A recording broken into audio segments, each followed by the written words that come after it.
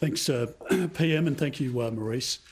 Well, ironically, the barbaric acts that have resulted in the death of and the loss of life of innocent Afghan citizens and the brave US soldiers, they've demonstrated through those barbaric actions exactly the reason why Australia was with our allied forces in Afghanistan.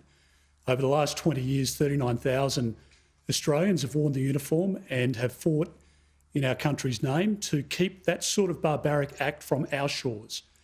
And the 41 who have lost their lives should be honoured today as well, because it is the efforts of the Australian Defence Force personnel over the course of that period of time which has kept those terrorist attacks from our shores. And we've seen the actions over several days now of all of our agencies. But from my perspective, the work of the Australian Defence Force is second to none in the world.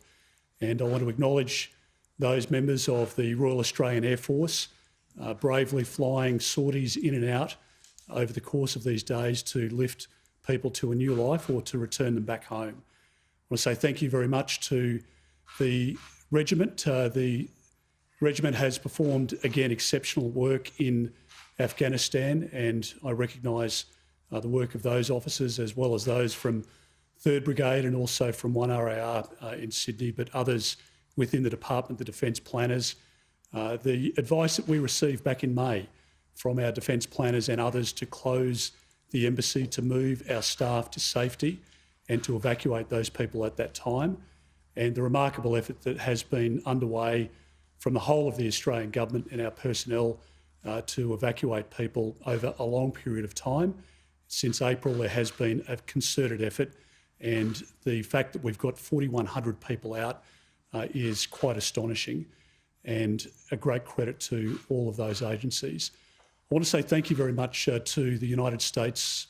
There are many critics out there of the United States on every day, but we would not have recovered one person of the 4,100 without the efforts of the United States soldiers who secured that airport and still do so today.